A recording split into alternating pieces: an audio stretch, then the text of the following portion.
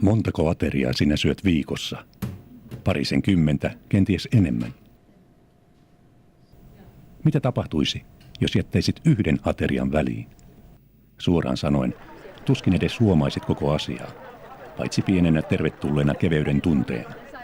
Ja kuitenkin, tuo sinun ohikiitävä pikkupaastosi riittää takaamaan ruokaa jopa moneksi päiväksi heille, joiden lautasella ei ole mitään. Sillä jo muutamalla eurolla on maailman tuhansissa nälkäkohteissa ihmeellinen voima, kunhan varmistetaan, että apu löytää tiensä perille.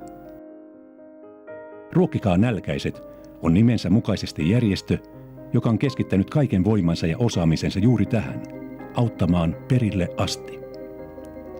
Ruokikaa nälkäiset jakaa ruokaa, elämän perustarvikkeita ja evankeliumia sinne, missä ei ole mitään. Ympäri maailmaa paikkoihin, missä hätä on suurin. Sinun rahalahjasi kanavoituu ilman välikäsiä ja ilman raskaita hallintorakenteita suoraan perille.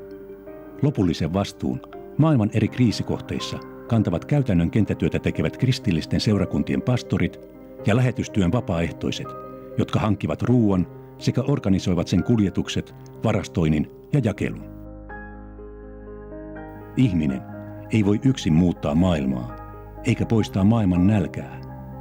Mutta sinä voit muuttaa vähintään yhden ihmisen koko maailman, vain jättämällä väliin yhden aterian viikossa.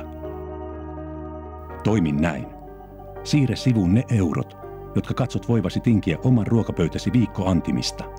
Ja ohjaa tämä summa Ruokkikaa nälkäiset järjestön kautta maailman nälkää näkeville.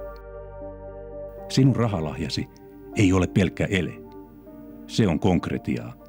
Se on ruokaa, puhtautta, lääkkeitä. Rekisteröidy siis tukijaksi. Lue lisää www.ruokikaanalkaiset.fi. Lämpimät kiitokset.